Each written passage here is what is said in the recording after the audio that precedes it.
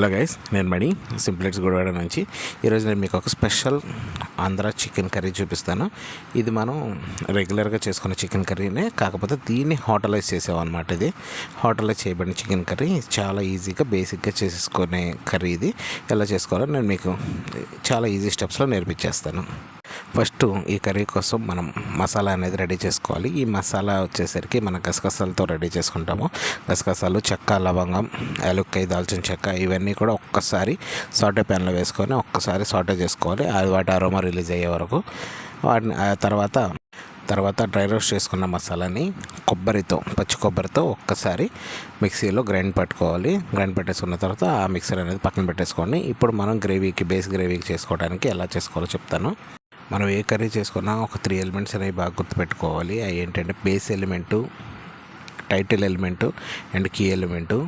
Base element వచ్చేసరికి మనకి కావాల్సిన గ్రేవీ అనమాట. ఆ గ్రేవీ అండ్ మనకి టేస్ట్ని పెంచేది కూడా అవే. అండ్ టైటిల్ ఎలిమెంట్ వచ్చేసరికి మనం యాడ్ చేసుకున్న మీట్ కానీ వెజ్జెస్ కానీ ఏవైనా కానీ వాటిని టైటిల్ ఎలిమెంట్స్ అంటాము. అండ్ కీ ఎలిమెంట్ మనం ఈ కర్రీని ఎలివేట్ చేయడానికి వాడే అనమాట. ఇందులో కీ ఎలిమెంట్స్ వచ్చేసరికి నేను ముందు చెప్పుకున్న మసాలాస్ అనమాట. ఆ మసాలా పేస్ట్ ఇది ఇందులో కీ ఎలిమెంట్. బేస్ ఎలిమెంట్ వచ్చేసరికి ఇందులో onion paste and garlic paste, ginger garlic paste.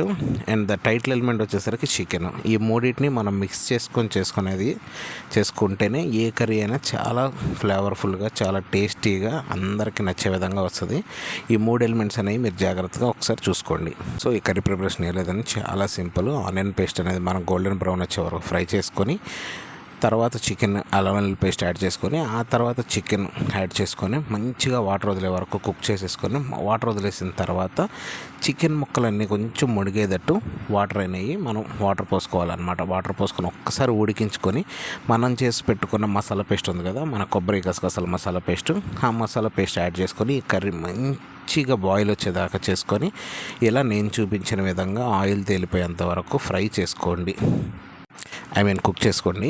Cook చేసుకున్న తర్వాత ఇందులో మంచిగా గరం మసాలా యాడ్ చేసుకొని, ఈ గరం మసాలాతో పాటు కరివేపాకు అండ్ కొత్తిమీర యాడ్ చేసుకొని ఈ ఐటెంని సర్వ్ చేసుకోవటమే. ఈ ఐటెం వైట్ రైస్లోకి అండ్ ఫ్లేవర్డ్ రైస్లోకి, బిర్యానీలోకి చాలా బాగుంటుంది. నా ఫేవరెట్ వచ్చేసరికి వైట్ రైస్లో తింటాను నేను ఈ కర్రీ. నేను మా కస్టమర్స్కి కూడా ఇదే సర్వింగ్ చేస్తాము మన కిచెన్లో. ఇందులో గరం మసాలా అనేది మనం ఇంకా దీన్ని ఎలిమినేట్ చేయడానికి వాడతాం అన్నమాట. యాక్చువల్గా మనం వాడే మసాలా సరిపోతుంది, కాకపోతే ఇది హోటలైజ్ చేసాం కాబట్టి ఇంకొంచెం ఎక్స్ట్రా మసాలా కావాల్సి వస్తుంది కాబట్టి సో మేము గరం మసాలా అనేది అడిషనల్గా యాడ్ చేస్తాము. ఇదే మన అసలైన రియల్ చికెన్ కర్రీ ఇది. ఈ చికెన్ కర్రీకే ఇంకా హండ్రెడ్స్ ఆఫ్ వేరియేషన్స్ ఉన్నాయి. ఆ వేరియేషన్స్ కూడా నేను మీకు అప్కమింగ్ వీడియోస్లో చూపిస్తాను. ఈ బేసిక్ చికెన్ కర్రీ ఇలా చేసుకుంటే మీకు చాలా బాగుంటుంది. ఒకసారి మీరు ట్రై చేసి చూడండి.